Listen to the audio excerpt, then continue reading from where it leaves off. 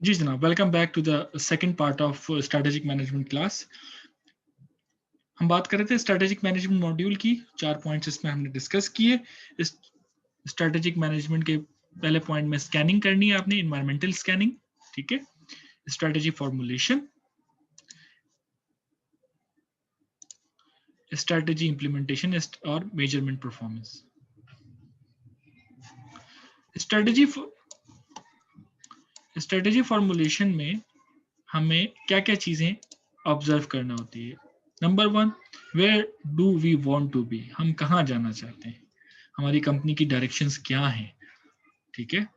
और डायरेक्शंस किस हवाले से, हर चीज के हवाले से, कि सीएसआर एक्टिविटीज में हम अपने आप को कहाँ पोर्ट्रे करते हैं, हम अपने ब्रांड इमेज को कहाँ पोर्ट्रे करते हैं, कहाँ लेके जाना चाहते हैं, हम सेल्स के हवाले से कहाँ लेके जाना चाहते हैं। उसके बाद vision, vision is what to achieve, हम क्या अचीव करना चाहते हैं। हम मार्केट लीडर बनना चाहते हैं, जैसे कि हर इंडस्ट्री में मार्केट लीडर है। बेवरेजेस इंडस्ट्री में पेप्सी कोला और कोका कोला है मार्केट लीडर, ठीक है। आप अगर सर्फ डिटर्जेंट में आ जाएं तो सर्फ एक्सेल, एरियल है, ठीक है। अगर आप सोप में आ जाएं तो लक्स है। तो यूनिलीवर की जितनी प्रोडक्ट हैं वो सब ऑलमोस्ट मार्केट लीडर होती हैं, उनको उनको कॉम्पिटिशन भी अच्छा मिल रहा होता है दूसरी ऑर्गेनाइजेशन। फिर मिशन, हाउ टू अचीव, कि जो भी हम ऑब्जेक्टिव बना रहे हैं उसको अचीव किस तरह करना। फॉर एग्जाम्पल अगर मैं इसको बिल्कुल इसके साथ लिख के लिखूं कि विजन इज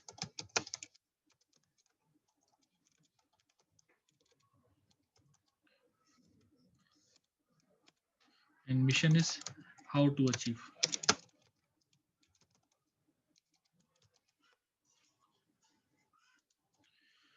ठीक है। ये दोनों कहलाते हैं। फिर वैल्यूज, वैल्यूज का मतलब क्या है, वैल्यूज कहलाती हैं इक़दार, आपके ऑर्गेनाइजेशन की जो वैल्यूज हैं वो क्या हैं। आइदर के आप एम्प्लॉयज ओरिएंट, देखें जी, पॉलिसीज बनती है ना, ये जो कंपनी के ऑब्जेक्टिव होते हैं वो एम्प्लॉयज को भी बेनिफिट देना चाहिए और वो ऑर्गेनाइजेशन के ऑब्जेक्टिव को भी सामने रखना चाहिए, ठीक है। तो गोल्स, शॉर्ट टर्म गोल भी हो सकते हैं, लॉन्ग टर्म गोल भी हो सकते हैं। और ऑब्जेक्टिव के हवाले से हमने बात की कि ऑब्जेक्टिव जो होते हैं वो स्मार्ट होते हैं, ठीक है। यानी ऑब्जेक्टिव्स में हम हर चीज का क्वालिटेटिव और क्वांटिटेटिव एस्पेक्ट को सामने रखते हैं, ठीक है जी। आगे चलते हैं। तो ये हम प्रोसीजर फॉलो करते हैं स्ट्रेटेजी फॉर्मुलेशन के स्टेप में। यानी अगर आपके किसी एक ग्रुप को, मैंने आपके पास हमारे इस वक्त जो हमारी क्लास में लोग हैं, मैं उनको डिवाइड कर दूं कुछ कुछ पार्ट्स में, 3 3 4 4 के ग्रुप में, और मैं आपको कहूं कि स्ट्रेटेजी फॉर्मुलेशन आपको करनी है किसी भी चीज की, ई कॉमर्स की। तो सबसे पहले आप ये देखें कि हम जाना कहाँ चाहते हैं ई कॉमर्स में, ठीक है। और विजन क्या है, क्या फायदा होगा, मिशन क्या है, कैसे जाएंगे, ठीक है। मिशन स्टेटमेंट, वो वेरी इंपॉर्टेंट। जब भी आप किसी ऑर्गेनाइजेशन की वेबसाइट अगर आप तलाश करते हैं ना, तो आपको वहां पर मिशन स्टेटमेंट मिलता है। यानी ऑर्गेनाइजेशन अपने स्टेक होल्डर्स या अपनी इंटरेस्टेड पार्टीज को कहती है। इंटरेस्टेड पार्टीज पता है आप लोगों को किसे कहते हैं?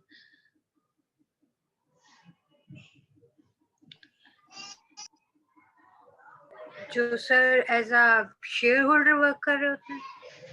Yes, shareholder can also be a strategy, can also be a interested party.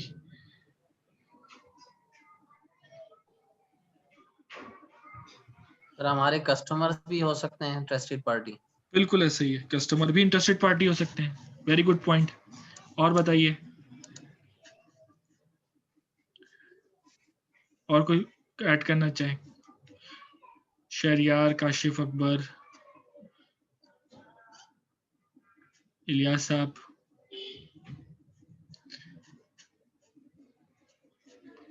Interested parties guys हर वो एंटिटी होती है जिसके सही या गलत काम करने से आपकी ऑर्गेनाइजेशन के इनके इम्पैक्ट या आपकी ऑर्गेनाइजेशन की जो प्रोग्रेस है वो इम्पैक्ट हो।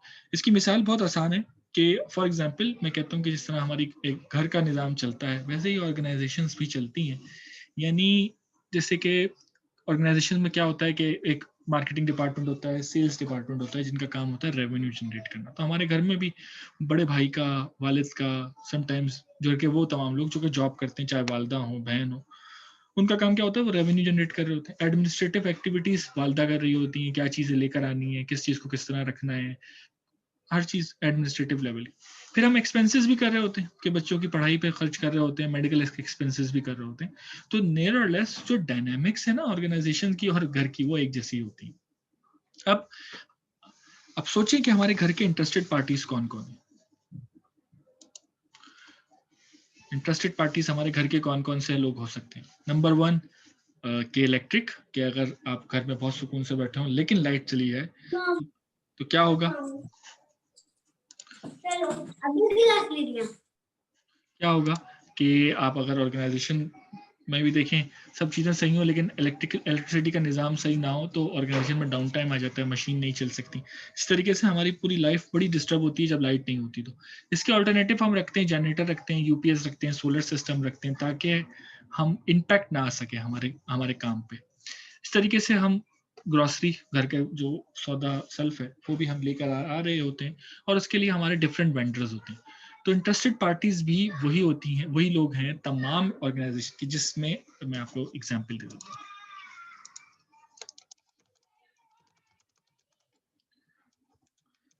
ये क्लाइंट्स, ठीक है, क्लाइंट्स या कस्टमर्स। ये इसके अलावा गवर्नमेंट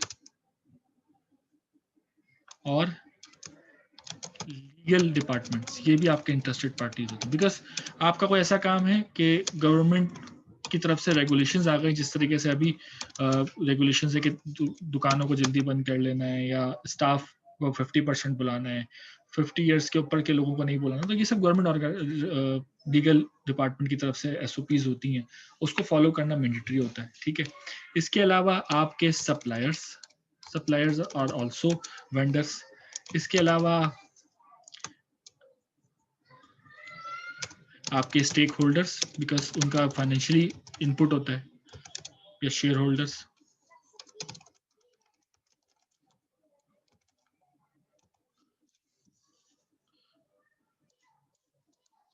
ठीक है, ये इसके अलावा आपका मीडिया, ये भी आपका इंटरेस्टेड पार्टी होता है, ठीक है। इसके अलावा कॉम्पिटिटर्स,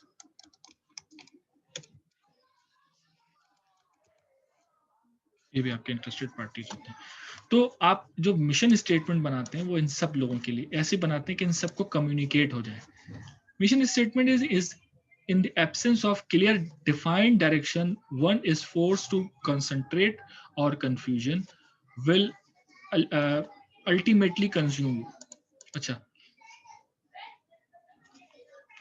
इंटरेस्टेड पार्टीज जब मिशन स्टेटमेंट बनाकर आप इन लोगों को ये बताना चाहते हैं कि आप की क्लियर डायरेक्शंस क्या हैं, ठीक है, और आप किस तरीके से काम करना चाहते हैं। आइए जरा कुछ मिशन स्टेटमेंट्स की एग्जांपल चूज करते हैं। जैसे कि के इलेक्ट्रिक है, के इलेक्ट्रिक की मिशन स्टेटमेंट आपके सामने है। ये अपनी मिशन स्टेटमेंट को कहते हैं केयर्स, के फॉर कस्टमर एनर्जेटिक, जिसमें ये कह रहे हैं we aim to satisfy our customers and all the stakeholders by anticipating their needs and delivering the best possible solution and services.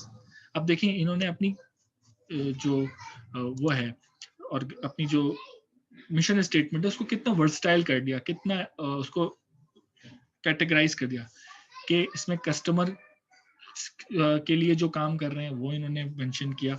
इसमें अकाउंटेबल यानी जो लोग फाइनेंशियली ऐड कर रहे हैं उनके लिए कर लिया। Respectful, energised and safe.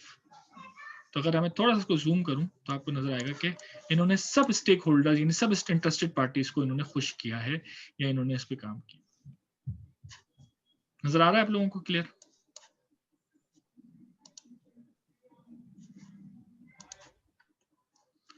अच्छा जी, तो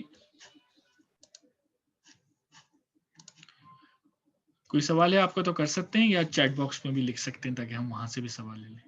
फिर हम बात करते हैं यूनिलीवर की मिशन स्टेटमेंट का। our mission is to add vitality of life. We meet everyday needs for nutrition, hygiene and personal care. यहाँ पे इन्होंने अपनी प्रोडक्ट बता दी। प्रोडक्ट इनकी कुछ किस्म की, इनकी प्रोडक्ट है न्यूट्रिशन यानी ब्लू बैंड है, इसके अलावा मिल्क्स वगैरह भी डील कर रहे होते हैं। हाइजीन के हवाले से इनके जो प्रोडक्ट्स हैं, पर्सनल केयर जो इनके लोशंस वगैरह हैं, उनके जो सोप हैं वो है। with brands that help people look good, feel good and get more of your life, more out of life, कि अच्छा महसूस करें, अच्छे नजर आए, ठीक है।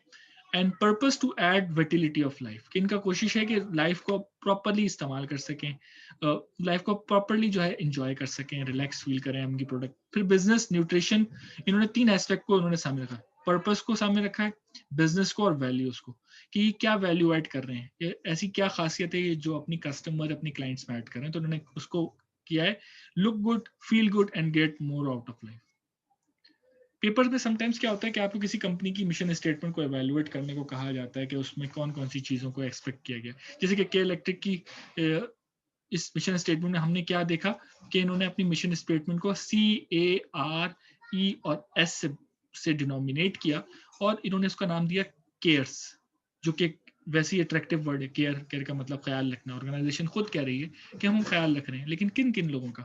वो अपने कस्टमर्स का ख्याल रख रहे हैं, अपने शेयर होल्डर्स का ख्याल रख रहे हैं, इज्जतदाराना तरीके से एनर्जाइज्ड कर रहे हैं उन्हें, और सेफ तरीके से अपनी प्रोडक्ट एंड सर्विस को पहुंचा रहे हैं। बिकॉज इनकी जो nature of scope of business है वो ऐसा है कि इसमें सेफ्टी बहुत मैंडेटरी है। मिशन स्टेटमेंट बनाने के लिए अगर आपको अपनी कंपनी की कहा जाए कि भाई मिशन स्टेटमेंट बनानी है, तो उसमें 3-4 एलिमेंट्स को आपको तलाश करना है। Number 1, what is our purpose, कि क्या पर्पस है, जिससे कि इसमें पर्पस चूज हुआ। पर्पस आपको मिलता है स्कोप ऑफ वर्क से। कोई ऐड करेगा what is scope of work?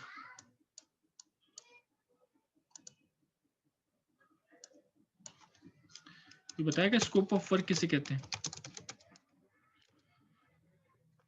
Anyone would like to add something regarding scope of work? Sir किस मकसद के लिए काम किया जा रहा है, यानी Exactly. आप जो अगर कोई जी बोले बोले। सर अगर आप कोई जो है ना क्या बोलते हैं वर्क का कोई स्कोप बना रहे हैं तो आगे से बेनिफिट क्या मिलेंगे, आपका अल्टीमेट टारगेट क्या है, end target. Good good good point जी। इलियास साहब आप भी अनम्यूट कर लें, कुछ कहना चाह रहे हैं तो कह दें। रियल मी के नाम से कौन है?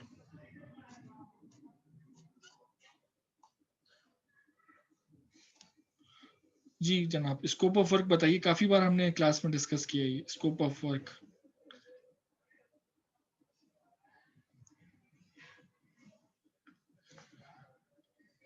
गाइस, स्कोप ऑफ वर्क कहलाता है nature of business, simple is that, कि जो कंपनी जो भी काम कर रही है वो उसका स्कोप ऑफ वर्क है। जैसे कि फॉर एग्जांपल अगर हम देखते हैं यूनाइटेड फूड का, यूनाइटेड बेकर्स का, जो यूनाइटेड किंग बेकर्स जो है उसका स्कोप ऑफ वर्क क्या होगा? वो कहेंगे कि हम उनसे पूछेंगे भाई आप क्या काम करते हो, तो वो कहेंगे कि we are manufacturer of bakery items and food items. तो हमें पता चल जाएगा कि ये कंपनी फूड का काम करती है, बेकरी आइटम्स करती है। अगर हम शाहीन शिनवारी से कहेंगे कि भाई आप बताइए आपका स्कोप ऑफ वर्क क्या है, तो वो कहेंगे कि मैन्युफैक्चरिंग ऑफ लोकल देसी फूड, देसी Pakistani cuisine and international cuisine, जो भी वो ऑफर कर रहे हैं। अगर हम कहेंगे कि अगर हम के इलेक्ट्रिक से कहेंगे कि आपका क्या है, तो के इलेक्ट्रिक जो है वो के इलेक्ट्रिक को जो कहेगा कि we are providing electrical electricity, builds on destructive competence, ठीक है। और मिशन आपका चेंज भी हो सकता है। मिनिमम जो आपका मिशन है उसको 3 से 5 साल की एक टाइमलाइन डिसाइड करते हैं, और उसमें आप जो है वो बताते हैं कि इस टाइमलाइन में आपने इस मिशन को कितने % अचीव करना है और किस तरीके से अचीव करना है, ठीक है। एक सिंपल बात कही जाती है कि स्कोप ऑफ वर्क या आपका जो मिशन स्टेटमेंट है वो तकरीबन 30 से 35 वर्ड्स की में मौजूद हो, जिससे कि पीछे अगर हम देखें कि इसमें स्टेटमेंट्स 30 से 35 हो, ताकि कंसाइज हो, ताकि आप इसको पब्लिश कर सकें। तरीकाकार किस तरीके से? अगर आप अपने मिशन स्टेटमेंट को पब्लिश करें तो आप फेसबुक पे दे सकते हैं, सोशल मीडिया का इस्तेमाल कर सकते हैं। कंपनीज ने इस मिशन स्टेटमेंट्स को अपनी वेबसाइट पे लगाया हुआ है। कंपनीज अपनी एनुअल रिपोर्ट्स में लिखती हैं, सोशल मीडिया जो एनुअल रिपोर्ट सबमिट करती हैं वो security exchange commission of Pakistan में, कंपनीज वहां पर अपने मिशन स्टेटमेंट्स को ऐड करती हैं। तो मकसद क्या है कि आपके इंटरेस्टेड पार्टीज को आपका स्कोप ऑफ वर्क पता चलना चाहिए, मीडियम और तरीकाकार आप जो इस्तेमाल कर सकें। कुछ स्कोप ऑफ कुछ जो है मिशन एग्जाम्पल्स, मिशन स्टेटमेंट की हमने एग्जाम्पल ली। To lead all communities in disaster preparedness, mitigation and recovery by maximising assessing assistance and support. ये आप अमन हेल्थ की जो है वो ले सकते हैं स्टेटमेंट, मिशन स्टेटमेंट। ये कुछ एग्जाम्पल्स हैं जो कि मिशन स्टेटमेंट्स के हवाले से। Mission statement purpose reason of organisations का हमने बात की। Promote share expectation, community, public image. Mission statement याद रखिएगा, ऑर्गेनाइजेशन आज से कुछ साल पहले तक मिशन स्टेटमेंट्स जो फॉर्मुलेट करती थी या बनाती थी, उसमें वो सिर्फ अपना फायदा नजर आता था। मतलब ऑर्गेनाइजेशन के ऑब्जेक्टिव्स क्या होते हैं, enhance the market share, enhancing the ratio of revenue, and minimizing the profit, minimizing the expenses actually, and minimizing the wastage। ये एक ऑर्गेनाइजेशनल ऑब्जेक्टिव था। लेकिन फिर जैसे जैसे चीजें चेंज हुई हैं, अब कंपनीज ने अपनी मिशन स्टेटमेंट या अपने ऑब्जेक्टिव को लोगों की एक्सपेक्टेशन से एनहेंस करना शुरू किया। जैसे कि यूनिलीवर के आप मिशन स्टेटमेंट में आपने देखें कि वो एक चीज को बहुत फोकस कर रहे हैं कि हम लोगों की इतने ज्यादा लोगों की लाइफ्स में इंटरफेयर करते हैं या इंटरेक्ट करते हैं कि हम चाहते हैं कि उनकी लाइफ हमारी पर्सनल केयर प्रोडक्ट से गुड, फील गुड और लुक गुड। ये लोगों को उन्होंने एक तरह से जो है ना मोटिवेट किया। कंपनीज का इमेज जो है वो ऑर्गेनाइजेशन के लिए बहुत ज़्यादा अहमियत का है। समटाइम्स कंपनीज में कुछ इस तरह के एक्सीडेंट या इंसिडेंट हो जाते हैं जिससे ऑर्गेनाइजेशन जो है बंद होने की तरफ आ जाती हैं। साइडेरिया में आज से कुछ साल पहले अली इंटरप्राइजेस का एक दिलखराश वाक़या जब हुआ, तो उसके बाद बहुत सारी टेक्सटाइल कंपनीज ने इस बात का फैसला किया कि हमें, मतलब वो जो एक चीज़ थी वो पूरी की पूरी इंडस्ट्री ने फील की, वो हीट पूरी इंडस्ट्री ने फील की कि वहाँ पर सेफ्टी के इंतजाम नहीं थे और बहुत से लोग जो है वो उसमें उनकी जान गई। उससे नुकसान भी ये हुआ कि और पूरी दुनिया से जो टेक्सटाइल का एक बड़ा चंक आता था वो आना बंद हो गया, क्योंकि ये इमेज या ये परसेप्शन पूरी दुनिया ने डेवलप किया कि पाकिस्तान में जो फैक्ट्रीज हैं उसमें सेफ्टी के इंतजाम नहीं है। ऑल्थो हमारे पास कुछ इस तरह की कंपनीज भी हैं जैसे कि यूनिस टेक्सटाइल है, गुलेमर टेक्सटाइल है, या आर्टिस्टिक है, मतलब यू नेम इट, सूरती है, रजवी है, और बहुत बड़ी बड़ी क्राउन टेक्सटाइल है। अगर आप पंजाब की तरफ चले जाते हैं तो इंटरलूप है। इसके अलावा यू नेम इट, बहुत बड़ी बड़ी सफायर टेक्सटाइल है, बहुत बड़ी बड़ी टेक्सटाइल कंपनीज हैं जो जहां पर state of the art safety के इंतजाम हैं। लेकिन और अगर आप स्कोप ऑफ वर्क में देखें तो अली इंटरप्राइजेस उससे बहुत छोटी सी एक कंपनी थी, लेकिन उसका इम्पैक्ट पूरी की पूरी टेक्सटाइल फर्म ने किया कि और वहाँ पर सोशल कंप्लाइंस के रूल्स एंड रेगुलेशंस बड़े बहुत ज़्यादा स्ट्रिक्ट हो गए। तो समटाइम्स आप, इसीलिए कंपनीज कभी भी अपनी इमेज के ऊपर कभी भी कॉम्प्रोमाइज नहीं कर रही होती। रिसेंटली जब फ्रांस में कुछ वाक़या पेश आया नामुसर रसालत के हवाले से, तो बहुत सारी कंपनीज ने लू की प्रोडक्ट या वो तमाम प्रोडक्ट जिसकी ओरिजिनलिटी या जिसकी जो पेरेंट कंपनी फ्रांस से रिलेट करती है, ऐसी तमाम कंपनीज को जो है वो रिस्ट्रिक्ट कर दिया। उस ऐसी तमाम कंपनी से चीज़ें लेना ख़त्म कर दी। और इनफैक्ट इसमें लू भी है, और लू की जो अगर स्कोप ऑफ वर्क को हम डिस्कस करें तो वो बिस्किट ज़्यादातर डील कर रहे होते हैं, और हमारे घर में हम सबके घरों में बहुत ज़्यादा पसंद किया जाने वाला एक प्रोडक्ट है। फिर लू कंपनी ने अपने आप को रेक्टिफाई किया या अपने आप को इस चीज़ से एलिमिनेट किया बाकायदा एक पब्लिक सर्विस मैसेज के जरिए कि हमारा कोई ताल्लुक वो नहीं है, ऑल्थो कि हमारा नाम वहीं से है, लेकिन हमारे यहाँ जो लोग काम करते हैं वो प्योरली पाकिस्तानी है, और हमें भी जो है वो इस चीज़ का इतना ही दुख और गम और गुस्सा है जितना आप लोगों को है। तो हमारी प्रोडक्ट्स को वो करने से, अवॉइड करने से, और हम लोकल मैन्युफैक्चरर हैं, हमारी मैन्युफैक्चरिंग से हमारे मुल्क को फ़ायदा ही है। इम्पोर्टेड प्रोडक्ट तो है नहीं कि आप डायरेक्ट अगर कोई चीज़ मैं यहाँ से कोई चीज़ इम्पोर्ट कर रहा हूँ तो मैंने अपनी इकॉनमी से वो पैसे निकाल के दूसरी इकॉनमी में इंजेक्ट कर दिए। तो ये वो चीज़ें हैं जिसमें आप अपनी मिशन स्टेटमेंट्स को मजीद एलैबोरेट करते हैं, मजीद फ्लोरिश करते हैं कि उसमें पब्लिक सर्विस मैसेज डेवलप हो, ऑर्गेनाइजेशन का जो इमेज है वो बरकरार रहे, और पॉजिटिव सॉफ्ट इमेज आप कंपनीज का जो है वो कम्युनिकेट करें। जो चीज़ इंटीग्रल पार्ट है मिशन स्टेटमेंट का, that is who we are, what we do and what we aspire to, कि हम कौन है, हम क्या चाहते हैं करना, और हमारे काम से आपको फायदा क्या होगा, ये चीज।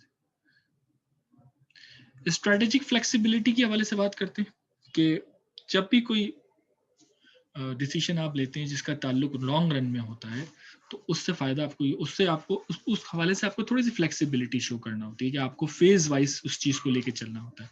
यानी एक काम आज आप प्लान कर रहे हैं 2020 में, और उसका आप आउटकम आप एक्सपेक्ट कर रहे हैं 2030 में, तो आपको फ्लेक्सिबिलिटी ये शो करना होगी कि आपको 10 साल अपने रिसोर्सेज को यूटिलाइज करना है, लोगों को उस प्रॉपरली उस काम में लगा के रखना है, और थोड़ा सा पेशेंस यानी थोड़ा सा आपको जज्बे का भी मुजाहरा करना है, थोड़ा सा सब्र का भी मुजाहरा करना है, ताकि आप 10 साल का ये जो स्पेन ऑफ पीरियड है इसे लेके चले। मैं भी इस क्लास से पहले मैं डिस्कस कर रहा था आपसे कि हमारे मुल्क में, हमारे इकॉनमी में जो सबसे पहले जो इदारा ट्रांसफॉर्म हुआ वो हमारा बैंकिंग का निज़ाम था, और उसका ट्रांसफॉर्मेशन का बहुत बड़ा जो रीज़न था वो ये था कि 2005 के बाद बहुत सारे प्राइवेट बैंक्स मार्केट में, जब प्राइवेट बैंक्स आए तो कंपटीशन हाई हो गया, और कंपटीशन हाई होने के बाद लोगों की सर्विस क्वालिटी इनहेंस की। बहुत सारे ऐसे गवर्नमेंट के बैंक्स भी थे जो कि ओल्ड स्कूल तरीके से चल रहे थे, और मैनुअल इंतजाम थे, वहाँ के मैनेजमेंट भी मैनुअल काम कर रहे थे, वो भी they are force to change their self. तो उसके बाद ट्रांसफॉर्मेशन किस तरह हुई, हम पहले हमारी बैंकिंग सेक्टर अच्छा हुआ, ब्रांचेस बढ़ी। पहले क्या होता था, एक ब्रांच जाने के लिए आपको बहुत दूर दूर ट्रैवल करना होता था, आपकी हर काम आपकी होस्ट ब्रांच से ही हुई। फिर ऑनलाइन बैंकिंग आई, ठीक है, उसके बाद ऑनलाइन बैंकिंग के बाद ब्रांचलेस बैंकिंग आई, कि आपको बहुत सारी एक्टिविटीज आप अपनी बैंक की कर सकते हैं बगैर ब्रांच विजिट किए हुए। और अब मोबाइल बैंकिंग आ गई कि अब आप किसी भी जगह मौजूद हो and you are operating your bank account by using your cell phone. तो ये क्या चीज़ है, ये ट्रांसफॉर्मेशन हुई है, इसमें टाइम लगा है, 10 से 15 साल का टाइम लगा, 2005 से 2020 का टाइम लगा। तो इस चीज में फेज वाइज चीजें आई, हो सकता है आने वाले निजाम आने वाले जो सालों में इसमें मजीद बेटरमेंट आएगी, और डेफिनेटली आएगी, बिकॉज लोगों की जो एक्सपेक्टेशन है वो हाई हो गई है ये चीज। तो फ्लेक्सिबिलिटी बहुत ज़रूरी है किसी भी डिसीजंस में, कि आप अगर अपने डिसीजंस को लेकर फ्लेक्सिबल भी होना बहुत ज़रूरी है। रिजिडनेस अगर होगी तो ऑब्वियसली उससे नुकसान ही होता है। तो ये आज के कुछ टॉपिक्स थे जो कि हम डिस्कस कर रहे थे। लर्निंग ऑर्गेनाइजेशंस कौन सी ऑर्गेनाइजेशंस होती हैं जो अपने ग्रे एरिया से सीखें, अपने फेलियर से सीखें।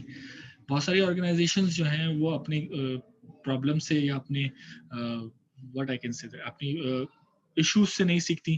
कंपनीज में छोटे छोटे एक्सीडेंट होते हैं, उसे छुपा लिया जाता है, रिपोर्ट नहीं किया जाता, जस्ट के इश्यूज आएंगे। लेकिन बहुत सारी ऐसी कंपनीज है जो अपने एक्सीडेंट के इसी क्वालिटी फेलियर्स को केस स्टडीज बनाती हैं ताकि वो उसकी रीअकरेंस ना। मैं हमेशा जो एज एन ऑडिटर जब भी किसी ऑर्गेनाइजेशन में विजिट करता हूँ, मैं उनको कहता हूँ कि देखें, बीइंग एन ऑडिटर हमारा काम ये नहीं है कि हम आके आपकी सिस्टम को फेल कर दें। We are here to improve your system, और इम्प्रूवमेंट उस सूरत में आएगी जब आप अपने इश्यूज को हमारे साथ ऑनेस्ट तरीके से शेयर करेंगे। बहुत सारे ऐसे डॉक्यूमेंट्स होते हैं जो हमसे शेयर किए जा रहे होते हैं, हमें नजर आ रहा होता है कि ये फेक डॉक्यूमेंट्स हैं, लेकिन हम कोशिश करते हैं कि कंपनीज को फेक से रियलिटी की तरफ लेकर आए। जजमेंटल होना ये भी अच्छी बात नहीं है, कंपनीज कभी भी जजमेंटल नहीं होती, या ऑर्गेनाइजेशंस में जो टॉप मैनेजमेंट अगर जजमेंटल हो जाए, हम हमेशा कहते हैं ना कि perception is crime, assumption is crime, कि हर चीज को अज्यूम ना करें, लेट देम टू। लोगों को अगर आप कोई चीज डिसीजन मेकिंग एबिलिटी दे रहे हैं तो उनको थोड़ा सा टाइम दें, स्पेस दें, और फिर उनकी मेंटोरिंग और ट्रेनिंग भी करें। लर्निंग ऑर्गेनाइजेशन वही होती हैं जो अपनी गलतियों से सीखती हैं। An organisation is skilled at creating, acquiring and transforming knowledge and modifying its behaviour of reflects new knowledge and insight. बहुत अच्छी बात पिछले दिनों की जा रही थी लीडर्स के हवाले से कि लीडर कौन होता है। तो सवाल पूछा गया कि लीडर वो होता है जिसके पास जो अच्छे फैसले ले। तो फिर एक और सवाल आया कि अच्छे फैसले कौन लेता है। तो जवाब आया अच्छे फैसले वो लेता है जिसके पास एक्सपीरियंस हो। फिर सवाल आया कि एक्सपीरियंस कैसे आते हैं। तो जवाब आया कि एक्सपीरियंस आता है गलत फैसले लेने से। तो ये बहुत बड़ी बात है, आप as an leader, as an organisation decision maker, आप गलत फैसले हो जाते हैं, कोई मसला नहीं है, लेकिन उसको आप इवेलुएट करें। जैसे कि हमारा स्ट्रेटेजिक मैनेजमेंट में भी हमारा एक मोटिव है कि हम पीडीसीए साइकिल इंप्लीमेंट करें, हम चीज़ों को पहले प्लान करें, फिर डू करें, चेक करें और एक्ट करें। यानी जो हर फैसला अगर उसको इवेलुएट करें, क्वालिटेटिव एस्पेक्ट से भी और क्वांटिटेटिव एस्पेक्ट से भी, कि हम क्या एक्सपेक्ट कर रहे थे और कितने % हम उसमें कामयाब हुए। तो learning organizations are those organizations who are actually learn from their mistakes, making their case studies and evaluating their gray areas and trying to improve their good things. आपकी इंडस्ट्री में कुछ ऐसे कॉम्पिटिटर्स होंगे जो ऐसे डिसीजन लेते हैं जो कि गलत हो जाते हैं, आप उनसे भी सीखें ताकि ऑर्गेनाइजेशंस में आप एक पॉजिटिव इमेज को क्रिएट कर सकें स्टेक होल्डर्स के थ्रू। ये थी आज की क्लास। कुछ सवाल अगर आप लोगों का है तो आप बिल्कुल कर सकते हैं। Any question guys till now? Sir मेरा क्वेश्चन है जी सर, अगर किसी भी ऑर्गेनाइजेशन में स्ट्रेटेजीज कौन बनाता है? क्या टॉप मैनेजमेंट है या हर डिपार्टमेंट अपना इंडिविजुअल भी बना सकता है, या कोई पर्सन इंडिविजुअल अपना बना सकता है, कोई एम्प्लॉय? बहुत अच्छी बात की। आप मुझे बताइए कि तो जो हमारे ऑर्गेनाइजेशन, ऑब्जेक्टिव होते हैं। जी जी बिल्कुल बिल्कुल मैं आपको बताता हूँ। देखिए ऑर्गेनाइजेशन स्ट्रक्चर पता है आपको किसे कहते हैं? जी सर पता है बताइए। सर, जिसमें उसका फ्लो चार्ट बना हुआ होता है, उसमें टॉप मैनेजमेंट आ रही होती है, फिर बॉटम, फिर मैनेजर, फिर एम्प्लॉय, सारे इस तरह से। ये ऑर्गेनाइग्राम जैसे बोलते हैं, वो जो बना होता है। बिल्कुल ऐसे ही है, बिल्कुल ऐसे ही है। अगर आप मुझे 1 मिनट दें तो मैं आपको एक ऑर्गेनाइजेशन स्ट्रक्चर की जो है वो एक मिसाल दे देता हूँ, फिर मैं आपको सवाल के जवाब की तरफ आता हूँ। बेसिकली ऑर्गेनाइजेशन जो है वो फैसला करती हैं और इस बात को जो है वो डिसाइड करती हैं कि कौन फैसला लेगा, किस तरीके से। मैं हमेशा बात कहता हूँ कि एज एन कंपनी हम सब के पास कोई ना कोई रिस्पॉन्सिबिलिटी होती है, ठीक है, रिस्पॉन्सिबिलिटी Yes, बहुत, ठीक है, लेकिन अथॉरिटीज नहीं होती, और यही अथॉरिटीज जो है वो हमें और हमारी मैनेजमेंट को आपस में डिस्टिंग्विश कर रहा होता है, ठीक है। yes, यानी sir. हम में और हमारे मैनेजर्स में शायद डिफरेंस यही है कि उनके पास जो है वो डिसीजन लेने की एबिलिटी होती है और हमारे पास नहीं होती। और being an strategic manager, companies इस बात का फैसला करती हैं कि किस लेवल का डिसीजन लेना है, किस लेवल के बंदे को। फॉर एग्जांपल आपके पास आप स्क्रीन पे एक चार्ट शो हो रहा होगा, आई गेस हो रहा है शो, Yes, sir, आ रहा है। बिल्कुल। ये ऑर्गेनाइजेशनल स्ट्रक्चर है किसी कंपनी का और इसको हम इवेलुएट करते हैं। इसमें हम देख रहे हैं कि सबसे टॉप मैनेजमेंट पे हमारे पास सीईओ है और सीईओ के नीचे हमेशा से सीएफओ होते हैं या मैनेजर्स होते हैं, यानी जो फाइनेंशियली चीज़ों को फिजिबल करके बता रहे होते हैं। यानी अगर सीईओ ने कहा है कि हम अपना बिजनेस जो है वो पोर्ट कासिम से बंद करके हम लेके जाना चाहते हैं और आगे, तो वो सीएफओ फिजिबिलिटी के लिए जो है ना वो आपसे पूछेगा कि क्या फायदे हैं, कितना रेवेन्यू चाहिए, कितने फंड्स चाहिए, ठीक है। आप अगर अपनी कंपनी को जो है वो कराची से लेके जा रहे होते हैं गवादर, तो इसमें भी फिजिबिलिटीज की इंपॉर्टेंस बहुत जरूरी है। अब ये ऑर्गेनाइजेशन की टॉप मैनेजमेंट पे डिपेंड करता है कि वो किस लेवल के डिसीजंस को डेडिकेट करें अपने सबऑर्डिनेट्स को। जिस तरीके से डिपार्टमेंटल ऑब्जेक्टिव हमेशा डिपार्टमेंटल हेड्स बनाते हैं और डिपार्टमेंटल हेड्स उस ऑब्जेक्टिव को अप्रूव कराते हैं ताकि डिपार्टमेंट का जो ऑब्जेक्टिव है और वो ऑर्गेनाइजेशन के ऑब्जेक्टिव को रिप्रेजेंट कर रहा है। फॉर एग्जांपल एक फैमिली की मिसाल लेते हैं। हमारी फैमिली ने सोचा कि 2021 में हम अपना घर चेंज करेंगे, तो घर चेंज करने के लिए हमने फिजिबिलिटी बनाई कि हमें तकरीबन 20 लाख रुपए की जरूरत है एक साल में। सब भाई बैठे मिलके, तो किसने कहा मैं 2 लाख ऐड कर दूंगा, किसी ने कहा 3 लाख ऐड कर दूंगा। सब ने अपनी अपनी इस्तात या अपनी अपनी सेविंग्स या अपनी अपनी फाइनेंशियल फिजिबिलिटीज को रिफ्लेक्ट किया ओवरऑल ऑब्जेक्टिव से। ओवरऑल ऑब्जेक्टिव क्या था? 20 लाख जमा करने, ठीक है। तो ऐसा नहीं है Yes, कि sir. डिपार्टमेंट का ऑब्जेक्टिव रिफ्लेक्ट नहीं कर रहा हो ऑर्गेनाइजेशन के ऑब्जेक्टिव से। अगर ऑर्गेनाइजेशन का ऑब्जेक्टिव है कि इस साल हम कॉस्ट कटिंग पे जाएंगे या कॉस्ट मैनेजमेंट पे जाएंगे, डिपार्टमेंट भी उसको ट्रिगर डाउन हो रहा हो उसी तरह से लेके चल रहा, ठीक है। तो ये सीईओ Yes, sir. की जिम्मेदारी है कि जब वो स्ट्रेटेजिक मैनेजमेंट में जब डिसीजन मेकिंग एबिलिटी दे तो वो लाइन मैनेजर्स को जरूर शामिल करे, क्योंकि लाइन मैनेजर्स डायरेक्ट कनेक्ट होते हैं आपके वर्कर से, एम्प्लॉय एम्प्लॉयज से, वो उनको रियल टाइम वैल्यूज है, क्योंकि सीईओ तो मार्केट में नहीं जा रहा होता, वो तो मीटिंग्स, हाई लेवल मीटिंग्स कर रहे होते हैं, लेकिन मार्केट में कस्टमर का फीडबैक आ रहा होता है आपके सेल्स ऑफिसर्स को, आपके शॉपकीपर्स को, सेल्स पर्सन को, वो आपको या तो मैकेनिज्म ऐसा बनाए कि सीईओ के पास इलेक्ट्रॉनिकली, जिस तरह हम ऑडिट करते हैं तो हमारा जो फीडबैक है वो हमें नहीं मिल रहा होता, ना हमारे टेक्निकल मैनेजर को मिल रहा होता जो कराची में, हमारे जो डायरेक्टर हैं वो लाहौर में होते हैं, वो डायरेक्टली लाहौर जाता है फीडबैक, यानी जो क्लाइंट है जिसका भी मैंने कल कोई ट्रेनिंग कराई, कहीं ऑडिट किया, उनके पास एक लिंक आ जाता है, वो उस लिंक पे फॉरन फॉर्म ओपन करते हैं और फॉर्म फिल करते हैं कि हमारा ISO 9000 का ऑडिट था, आफाक के बाद ऑडिट करने आए थे और उनका बिहेवियर ऐसा था, उनका बात करने का तरीका ऐसा था, उन्होंने जो चीज़ हमें आइडेंटिफाई की, हम उससे सेटिस्फाई हैं, वो पूरा। और वो क्योंकि अगर मेरे पास आएगा तो वो मैं हो सकता है चेंज कर दूं, या मेरे टेक्निकल मैनेजर के पास जाएंगे तो वो भी उनको पता है यार कि आफाक कराची में, एक ऐसे इंडिपेंडेंट बंदे के पास जाए जो उसको इंडिपेंडेंटली हैंडल करे। तो ये इस बात का जवाब है, होपफुली इसका जवाब मिल गया होगा। ऑर्गेनाइजेशन स्ट्रक्चर के ऊपर डिपेंड कर रहा होता है। जी जनाब, anyone else would like to ask any question?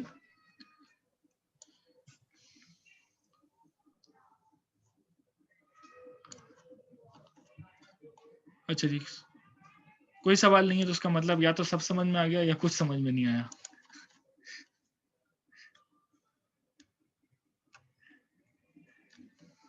और आखिरी सवाल कोई करना चाहे तो। जी हाफिज मोहम्मद काशिफ इलियास साहब, any question?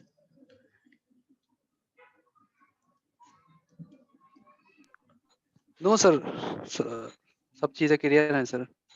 Okay, thank you so much, और बहुत बहुत शुक्रिया आपका, आपकी इस क्लास को अटेंड करने का। इस क्लास का लेक्चर मैं इंशाल्लाह यूट्यूब चैनल पे भी अपने अपलोड कर दूंगा और वहाँ और आपसे लिंक शेयर कर लूंगा इंशाल्लाह, आप उसके जरिए भी आप जो है वो उसको एक्सेस कर सकते हैं, इसको रिवाइज कर सकते हैं, और आप वहाँ पर डिफरेंट और दूसरी भी जो है वो वीडियोस हैं regarding, informative videos regarding strategic management, human resource management, marketing, वो भी आप देख सकते हैं। जी इलियास साहब कुछ कहना चाह रहे हैं?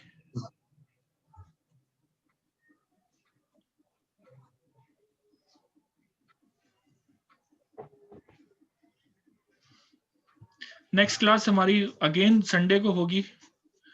जी Anees, you raise your hand. जी सर, जो आपने प्रेजेंटेशन दी है ये कंप्लीट नोट्स हैं, इसमें हमारा वो कवर हो जाता है? बिल्कुल हो जाएगा, बिल्कुल हो जाएगा। अच्छा इसमें अच्छा। ना, हाँ इसमें कुछ चीजें और भी हैं, वो मैं आपको वक्तन फवक्तन दे दूंगा। अगर सब चीजें हम शुरू में दे देते ना तो स्टूडेंट्स कहते हैं कि भाई सब चीजें तो आ गई, अब क्या फायदा टीचर का, अल्लाह हाफिज। तो वक्तन पर वक्तन चीजें दे देंगे। मेरे पास, मैंने 5 ईयर की जो एग्जाम पेपर्स थे मैंने उसको भी इवेलुएट किया। हाँ सर, वो अगर सर आप दे देंगे तो बेहतर हो जाएगा। बिल्कुल, वो भी मैं जो है